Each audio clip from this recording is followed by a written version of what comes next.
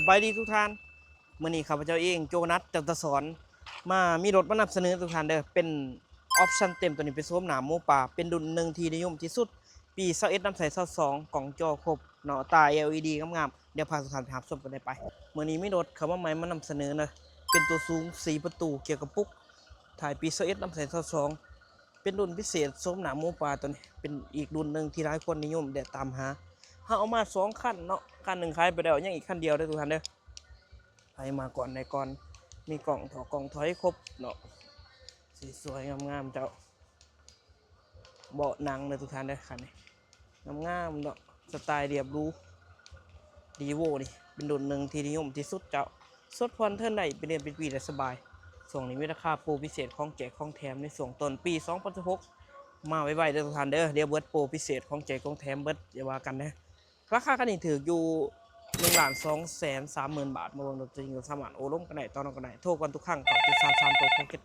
เดี๋ยวพาทุกท่านเข้าไปเบิ่งรถทางในก็ได้ไปทางในเด้อทางในจะให้มาเป็นโทนสีดำเนาะถือว่าดูลาสะอาดสะอ้างเข้มหมอเข้มไม่น้อยๆ 47,000 โลหน้าปองหน้าปัดงามพวงมาลัยมัลติฟังก์ชันเกี่ยวกับปุ๊กโค้งสปีดอีโคโมโทโหมดครบกล่องจอนี่ครบเริ่มมาแต่โรงงานเด้อให้ดอกเพดานนี่งามเนาะสะอาดสะอ้างเจ้าพับแบนได้แบนโอโต้ข้างหนึ่งเด้อคันนี้กวางทางหลังกวางควงสะดวกสบายเป็นเบาะหนังงามสามารถพักแขนได้เนาะตัวนี้เนาะลงพักแขนใส่น้ำใส่เดาใส่เบียร์อะไรครบเจ้าเต็มเด้อพวงมาลัยจะให้มาเป็นมัลติฟังก์ชันเนาะมีกล่องถอยเซ็นเซอร์ถอยให้พร้อมเกี่ยวกับพวก6สปีดอีโคโหมดโทโหมดไม่ให้ครบกล่องสุกัวทรงหลงทรงล่างแน่นกระดิกกระแจครบเลยทุกท่านเลยแม็กไดโนไดเนอร์นี่งามเนาะ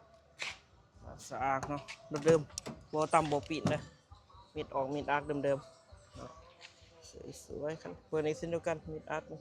กล่องควงเนาะแอร์เย็นๆเนาะจนมาหอดหลังมาเบิ่งนี่ตะบโลงามสวยๆตะบโลเกี่ยวกับปุ๊กให้ดอกเพดานนี่งามสะอาดสางเนาะเดิมๆบัวต่ำบัวปิดแน่นอนหับประกันให้เลยปี21น้ำใส22เด้อใส่เวลฮะข้างในของจักรข้างในของเครื่องเนาะหัวหนอดงามเด้อโลโก้โตโยต้าสำหรับฝากระโปรงขั้นหนาตัว L ตัว R อยู่ครบเนาะตัว L เนาะอยู่ครบเอาเพื่อนมอไฟจักร 2.4 เด้อประหยัดน้ำมันตัวจักรตัวใหม่ของดีโวบ่ต่ำบ่ปีนแน่นอนครับประกันให้ได้กระโปรงจักรเนียนๆแน่นๆหัวบ่ซุ่มเจ้าฝากไปเติมเด้อทุกท่านเด้อกับดีโวตัวสูง4ประตูเกี่ยวกับปุ๊ก6สปีดเป็นรุ่นพิเศษรุ่นพรีเดนเดอร์โซมหนาหมูป่าทุกท่านราคาเต็มคันนี้ถึงอยู่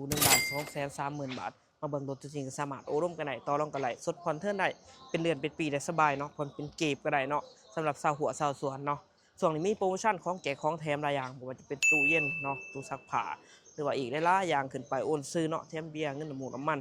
ทานได้มักกระทักมาได้ก็733ตัว679เนาะทานได้พาคนมาซื้อมาขายกับมีค่าแนะนำหายค่า1 1,55 ล้านกีบอย่ามาถูกกันทุกครั้งเด้อทุกท่านเด้อก็733ตัว679ฝากติดตามตรงทาง JN ดาวข่าวดาวข้าพเจ้าเองโจนัสจัตตสอนขอขอบใจทุกท่านหลายๆเดี๋ยวเจอกันในคลิปต่อไป